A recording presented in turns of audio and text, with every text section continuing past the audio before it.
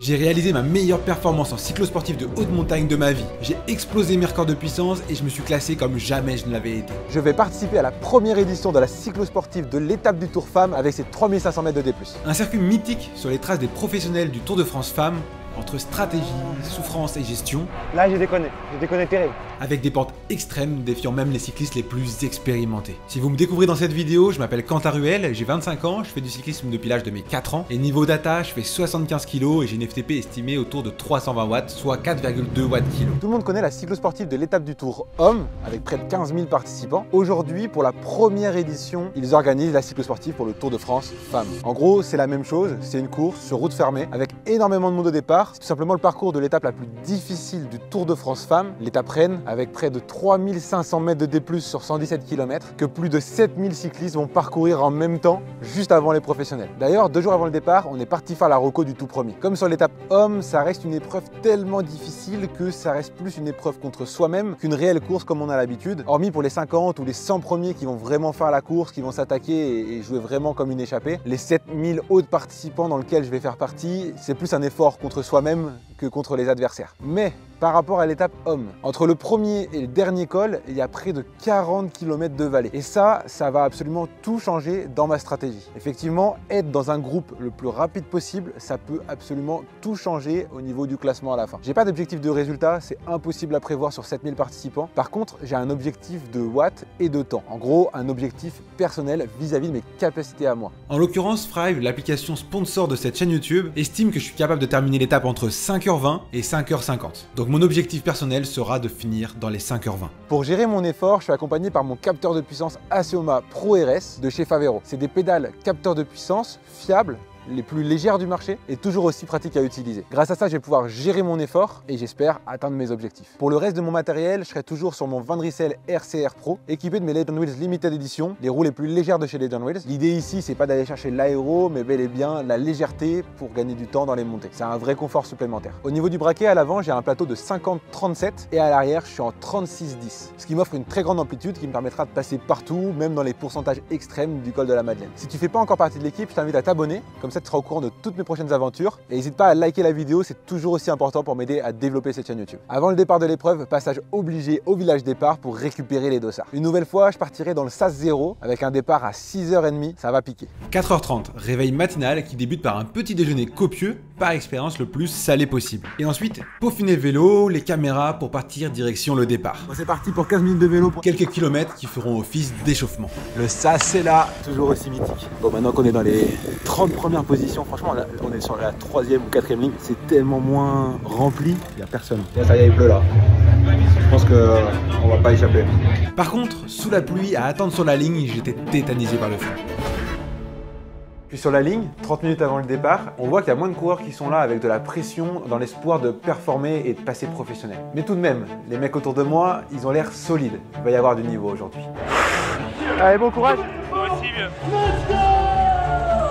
Je pars hyper précautionneux parce qu'il y a des pavés, c'est mouillé, ça glisse et j'ai pas envie de tomber dans les 100 premiers mètres. Oh, ça caille. Je pars dans les 50 premières positions du SAS 0 avec plus de 1000 personnes derrière moi et pourtant je me fais distancer directement. À l'avant, c'est parti, c'est la course, ça part à fond. Le placement est évidemment primordial pour gagner l'épreuve. Ce qui était sûr, c'est que ça allait faire des cassures de zinzin dès le départ. Avec la pluie et la ville. Pour moi, le plus important, ça va être à la fois de ne pas prendre de risques parce que c'est ultra urbain pendant 4 km, mais aussi de faire le moins d'efforts possible en amont du premier col qui va être bien assez difficile comme ça. J'ai jamais vu un départ où il y a autant de mecs partout. C'est une dinguerie. Du coup, pour sortir de la ville, je vais perdre pas mal de positions parce que je vais pas essayer de suivre, de faire des relances de malade et je vais essayer de profiter un maximum de l'aspiration de mes adversaires. Le but tout de même aujourd'hui, ça va être d'arriver au pied du premier col, pas trop loin non plus. Allez, on va là-haut, là, dans les nuages. C'est là qu'on va. Col en approche, et c'est là que tout va se jouer, hein, sincèrement. Après, il y a une giga vallée, donc il faut que je sois dans un bon groupe. Contrairement à l'étape Homme, c'est maintenant que ça se joue. Le col de Plein Palais, un col que j'ai repéré la veille, vous l'avez compris. Donc un col qui ne m'inquiète pas trop parce que je le connais. Et ça, c'est un vrai avantage pour gérer mon effort. Ça va vraiment m'aider. Mais depuis quelques minutes, j'ai remarqué quelque chose. Un homme roule pour une femme. Il sert de lièvre, finalement. Ça veut dire qu'il va rouler à un rythme constant pour aider sa partenaire à aller chercher le meilleur résultat possible. Il va prendre le vent, il devrait réguler la puissance et surtout, ça donne une sorte d'objectif un peu plus physique que des watts sur un compteur. Donc je vais me donner pour objectif de les suivre. Dans un premier temps, afin de juger le rythme, est-ce que ça roule trop vite ou pas assez vite pour moi, et assez rapidement, je vais me rendre compte que ce rythme, il est autour de 300 watts pour moi. Et ça me correspond plutôt bien. Pour vous donner des repères, à l'étape du tour homme, sur le premier col, on partait sur une moyenne de 240 watts. Mais sur cette étape femme, Thrive m'avait estimé cette montée autour de 270 watts. Évidemment, vu que l'étape est plus courte, je peux mettre plus de watts. Moi, dans ma tête, j'avais pour objectif de viser 280. C'est ce que j'avais réalisé lors de la GF Ventoux. Et je m'en sentais vraiment capable afin de basculer au sommet dans la meilleure position possible, dans le meilleur groupe possible, parce que derrière, il y a une grande vallée. Être dans un groupe rapide, dans un groupe conséquent, c'est vraiment un gros avantage pour rallier le plus rapidement possible l'arrivée. C'est pour ça que quand je vois les deux coureurs de Walbet rouler à 300 watts, je me dis que ça peut être vraiment un très bon objectif de montée. Effectivement, c'est un risque, c'est au-dessus de ce qui était prévu, donc à tout moment je vais le regretter en fin d'étape, mais c'est à la fois un risque qui peut porter ses fruits. Si je bascule avec un bon groupe, ça peut vraiment m'emmener très loin et très haut dans le classement. Donc c'est parti! Je vais m'accrocher dans la roue et mon objectif maintenant c'est de monter ce col prévu en 53 minutes avec ces deux coureurs là. Le vrai avantage c'est que j'ai pas besoin de regarder mon compteur, fixer mes watts et rester stable. J'ai juste à regarder la route devant et ne pas bouger. Et pour pas vous mentir, mentalement ça ressemble beaucoup plus à une course comme j'ai l'habitude et forcément c'est hyper motivant. Bon, pour l'instant je me sens bien mais je suis un peu au-dessus des watts demandés. Et d'ailleurs on va vite se rendre compte que mon choix il était pas si bête parce qu'assez rapidement mon groupe va grossir. On va rattraper quelques coureurs, on va se faire rattraper par d'autres et pas mal vont faire le choix de rester dans mon groupe. Effectivement, avoir un lièvre à l'avant du groupe qui prend le vent, qui gère les watts à notre place, c'est vraiment un vrai avantage. Allez, on n'oublie pas de boire.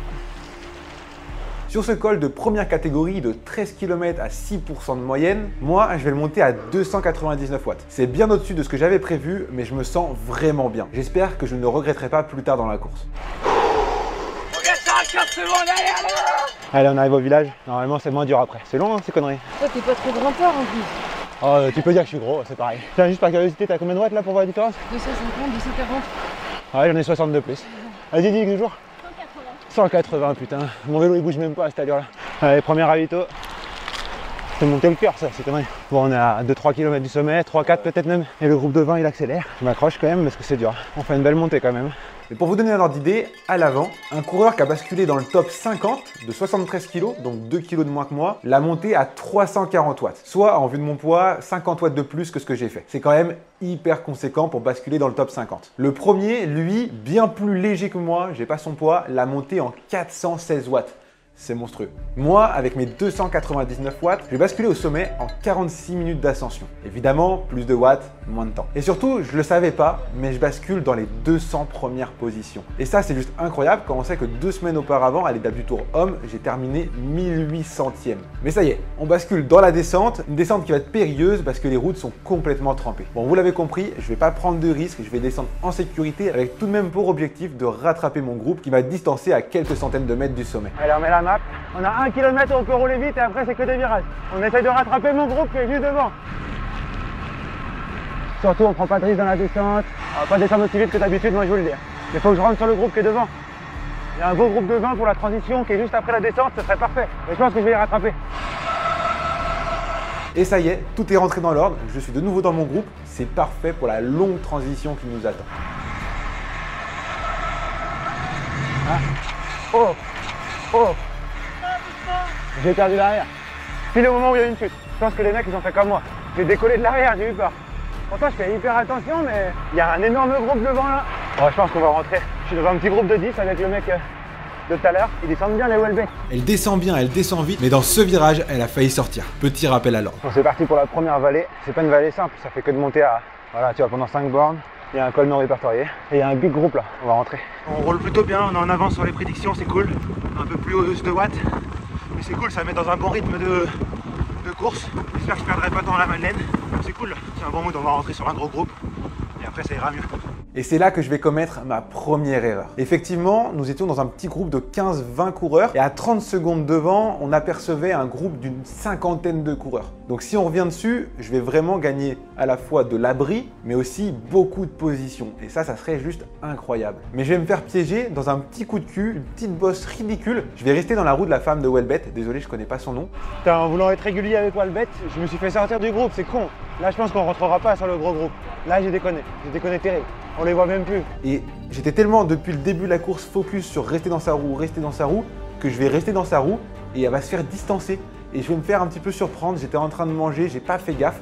Je vais prendre une cassure, ce qui fait que je vais me faire, avec elle, distancer de mon groupe de 20 qui, lui, va rentrer sur le groupe de 50. Et là, je vais être hyper frustré parce qu'évidemment, c'est une grosse erreur. Au lieu d'être abrité dans un groupe de 50 coureurs, je vais être tout seul dans la roue de 2 coureurs seulement. Donc je vais dépenser plus de watts pour rouler moins vite. Et ça, c'est une grosse erreur. Du coup, je perds du temps pour le classement général. Ils sont là. Bon, il y a un gros groupe qui nous rattrape. J'ai bien fait de pas m'affoler, c'est toujours pareil, il faut rester calme sur ce genre de cyclo. Ah oui, ça roule vite par contre. Heureusement, après de nombreux kilomètres hyper frustrés et hyper frustrants, on finit par se faire rattraper par un petit groupe d'une quinzaine de coureurs qui roulent très vite. Eux, ils n'ont qu'un objectif, c'est rattraper les mecs devant. Alors, on roule beaucoup plus vite. Hein. Ça roule un peu vite pour moi. D'ailleurs, la Welbet, elle va pas réussir à suivre, elle va se faire décrocher. Moi, je vais m'accrocher, mais vraiment, au fond de moi, je me dis, ça roule vite, ça roule fort. Je mets trop de watts sur cette transition. C'est de l'énergie que je dépense que potentiellement je vais manquer à la fin dans le col de la Madeleine, qui est juste terrifiant. Putain, les tartines terribles. Donc je reste dans le groupe parce que je sais qu'évidemment, seul dans la vallée, je perdrai infiniment plus de temps que de rester dans ce groupe. Mais au fond de moi, je sais que ça roule un peu trop fort pour moi. Et d'ailleurs, dès qu'on va taper dans le col du Frêne, un col non répertorié, mais tout de même conséquent, avec 8 km, 17 minutes de montée, 265 watts pour ma part. Putain, mais ça monte comme des malades. Je vais décider de ne pas suivre mon groupe. Franchement, il roule trop vite. Je vais le monter à mon rythme et j'espère que je retrouverai un groupe ou que je les rattraperai dans la descente. Si je les suis, je vais pas finir moi. Donc c'est ce que je vais faire, je vais monter à ma vitesse, à mes watts, autour de 270, comme prévu initialement par Frive dans les premières montées. Et assez rapidement, dans les virages, je vais me rendre compte que loin derrière moi, il y a un groupe. Il y a un gros groupe derrière. C'est juste idéal. La mission, c'est juste de ne pas me faire rattraper trop tôt dans la montée par ce groupe pour ne pas me faire sauter et de pouvoir basculer dans la descente avec ce groupe et donc, une nouvelle fois, être à l'abri. Mais c'est rassurant quand même. Parce qu'il y a 40 bornes de vallée quand même. En vrai, c'est quand même cool, on est dans le cœur de la course là. Il ne doit pas y avoir tant de monde que ça devant. Et t'as franchement, c'est un gros groupe là. Ouais. T'as franchement. Et ça va se passer exactement comme ça, c'est-à-dire qu'il me rattrape à seulement quelques centaines de mètres de la bascule. Je reste dans les roues, je m'accroche.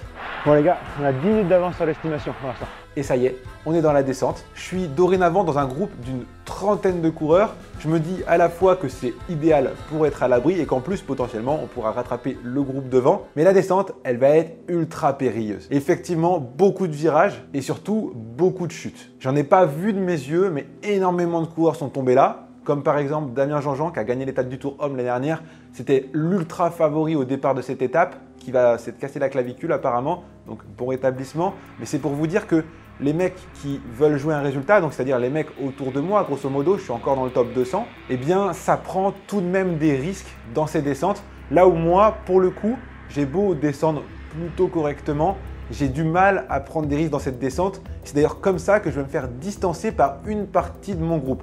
On était un groupe d'une trentaine de coureurs qui va se découper en 2 ou 3 morceaux. Et en bas de la descente, je vais me retrouver plutôt dans le 3e tiers de ce groupe. C'est encore des places de perdu. J'ai été un peu trop vigilant dans cette descente. Mais en même temps, moi, je suis encore sur le vélo. Bon là les gars, j'ai perdu beaucoup de temps dans la descente. On est encore bien dans le noyau de la course, c'est cool. Il y a plus de monde devant dans mon groupe que derrière. Hein. J'ai pas fait la descente du siècle, mais bon. On a 15 bornes avant le prochain col, sachant qu'il y a une grosse côte avant. Je suis tout seul comme un idiot. Putain, le groupe est juste là. On va se toujours les mêmes. Hein. Franchement, Welbet, je sais pas quelle place je vais faire, mais 50% c'est grâce à lui. Mais ça y est, on est parti pour le moment le plus stratégique de la course. On a environ 1h30 de transition jusqu'au prochain col qui sera donc le dernier, le col de la Madeleine. 1h30 où tout peut se jouer. Effectivement, tu te retrouves seul sur cette partie, ta course, elle est perdue. Et là, j'ai de la chance, je suis au sein d'un groupe. Donc je ne vais pas avoir le choix, dans les quelques difficultés qu'on va trouver dans la vallée, je vais m'accrocher.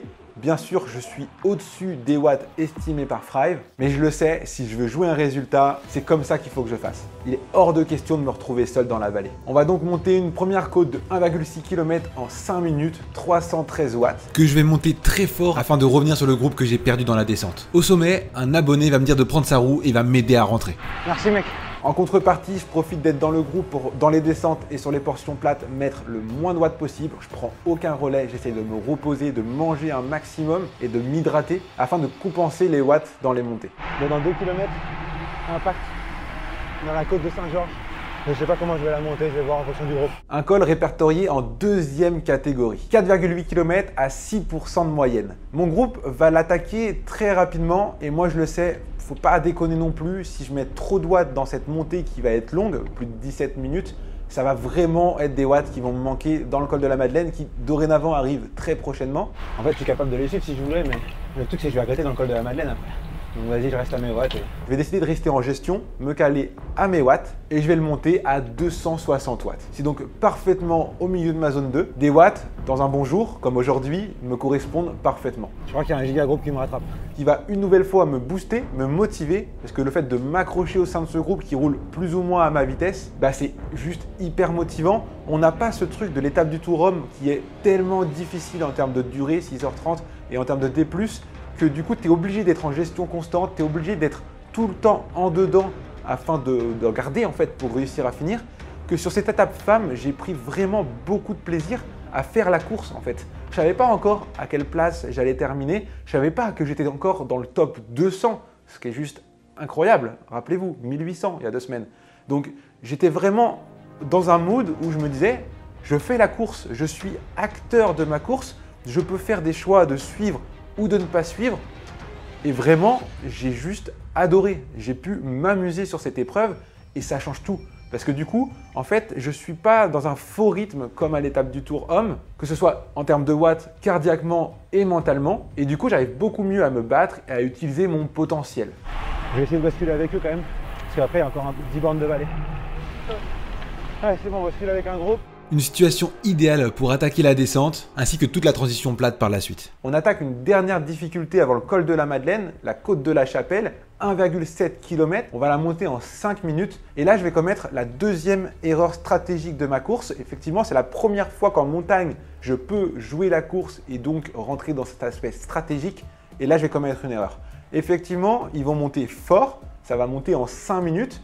Et je vais faire le choix de me laisser décrocher par sécurité, parce qu'on est seulement à quelques kilomètres du col de la Madeleine et je me suis dit que cet effort aurait été peut-être contre-productif pour ma montée finale. Sauf que du coup, en les laissant partir, je me suis posé, je pense, trop de questions et j'ai pas assez cru en moi parce que j'étais largement capable de les suivre. Je vais la monter à 266 watts, donc ma gestion est parfaite depuis le début de l'étape. Mais je pense que j'aurais été vachement plus gagnant à basculer avec mon groupe parce que derrière, il y a plusieurs kilomètres de vallée et je me retrouve 100% seul.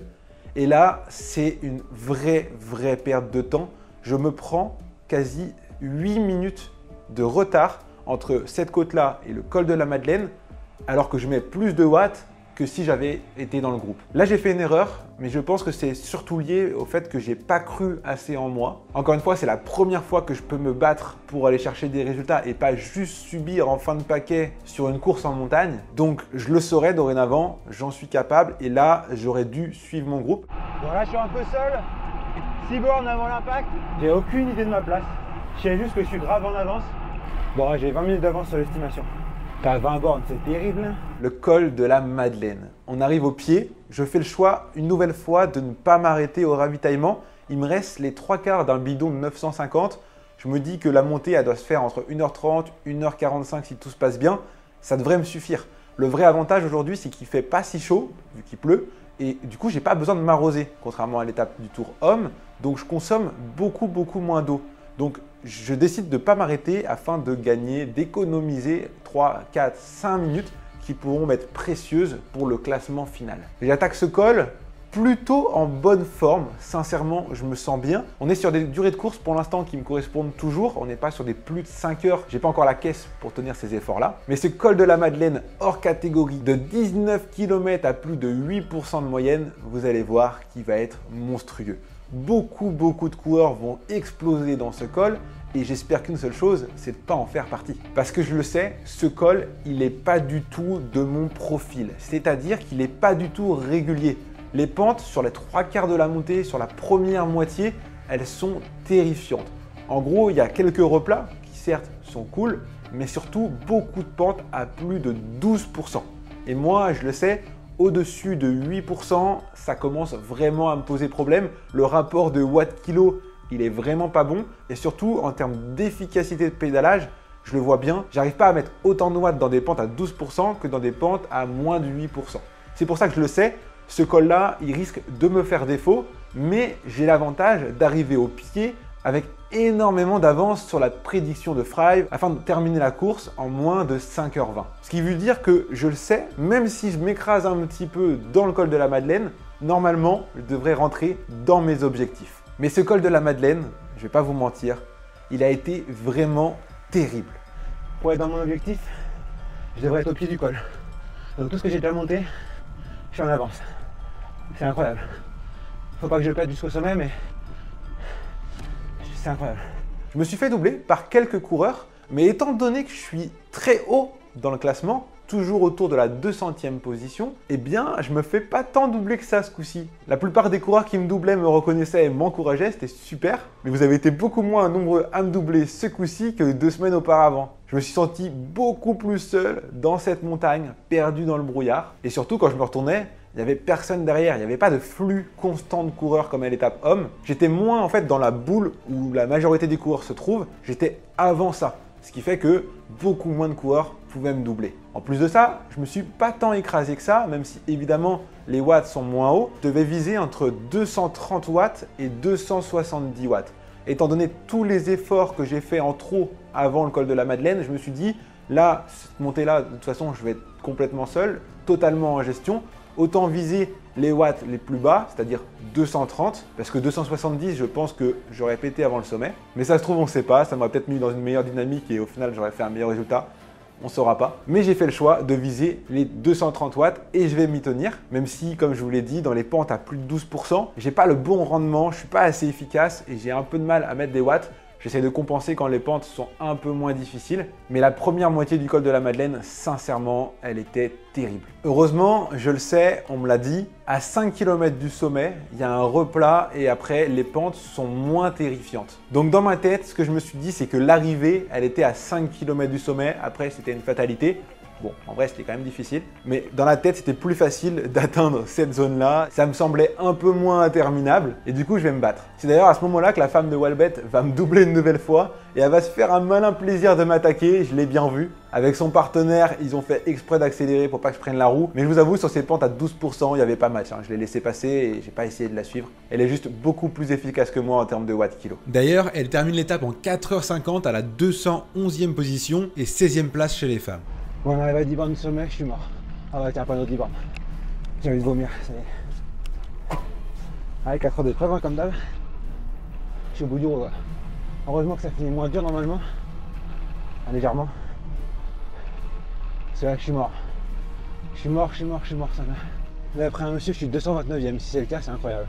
Bon, ça y est, j'arrive à ces fameux 5 km de l'arrivée, le village et surtout là où il y avait tous les spectateurs. Donc ça donne évidemment énormément d'énergie, beaucoup d'encouragement. Encore une fois, merci à tous ceux qui m'ont encouragé. Ça m'aide, ça booste et ça te donne de la force pour atteindre l'arrivée 5 km plus loin. Et là, je suis en train de me dire que sur les 5h20 espérées pour atteindre mon objectif, il y a un monde où je peux terminer la course en moins de 5 heures. Donc quand je vois ça, je me dis que c'est évidemment mon nouvel objectif. Je vais me battre et je vais faire les 5 derniers kilomètres en donnant tout ce qu'il me reste. Évidemment, il ne me reste pas grand-chose. J'ai lâché énormément d'énergie aujourd'hui. J'ai battu tous mes records. J'ai d'ailleurs battu mon record sur 5 heures. Donc, je suis ultra fier. Mais à ce moment-là, je ne sais même pas à quelle place vraiment je suis. Je sais que je suis en train de jouer quelque chose de juste incroyable vis-à-vis de ce que j'aurais espéré ou vis-à-vis de mes performances précédentes en haute montagne. Mais dorénavant, mon objectif, ça va être de franchir cette ligne d'arrivée en 5 heures.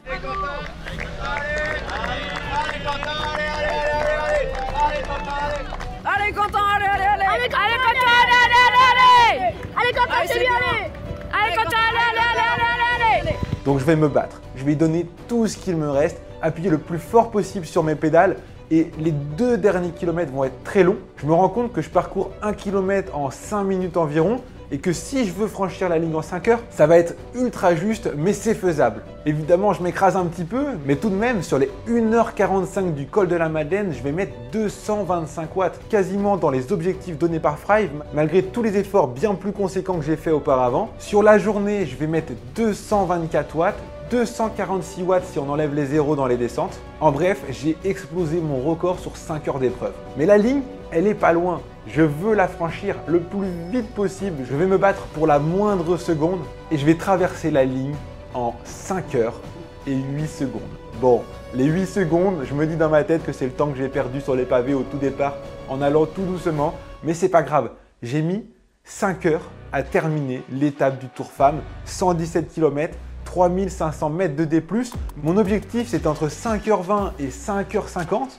J'ai mis 20 minutes de moins que l'objectif espéré. C'est juste incroyable. Sincèrement, si au départ, on m'aurait dit que j'allais faire mieux que le top 1000, bah, j'aurais été content. Mais là, je franchis la ligne en 295e position. Que demander de plus? Franchement, je suis trop heureux.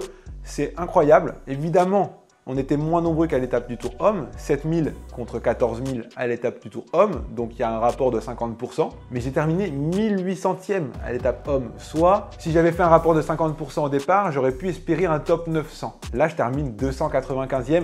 C'est juste incroyable, je suis trop content, mais je suis mort. Là, je suis complètement mort, j'ai tout donné, je suis au bout de ma vie et je vais mettre beaucoup de temps à m'en remettre, surtout qu'il faisait extrêmement froid au sommet du col de la Madeleine, trempé sous la pluie. Ouais les gars, je suis éclaté, je me suis mis minable pour passer sous les 5 heures.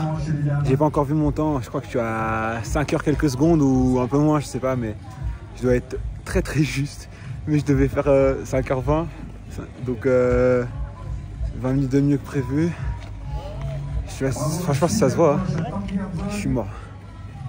Je dois redescendre 5 km pour aller à la pasta partir. J'arrête de mourir. Et je sais pas, je crois que je suis dans les 260e, c'est incroyable. J'aurais jamais parié ça. Pour vous donner des repères, cette étape du Tour, je l'ai donc terminée moi en 5 heures. Le premier à franchir la ligne l'a terminé en 3h49. Il me met 1h20, c'est démentiel. Ce qui est aussi intéressant, c'est de comparer avec les femmes professionnelles qui arrivaient juste après nous. Elles ont quand même eu l'avantage d'avoir la route 100% sèche et donc de rouler beaucoup plus vite dans les descentes. Ça change quand même pas mal de choses. Mais Pauline Ferrand-Prévot qui franchit la ligne en première termine l'étape en 3h55 avec le fictif. Ce qui signifie que le premier homme termine plus ou moins en même temps que Pauline. Mais ce qui est vraiment marrant à analyser, c'est en combien de temps la dernière femme avait le droit de franchir la ligne pour ne pas être hors délai. Eh bien, en 4h40. Ça veut dire que moi, j'aurais été hors délai de 20 minutes.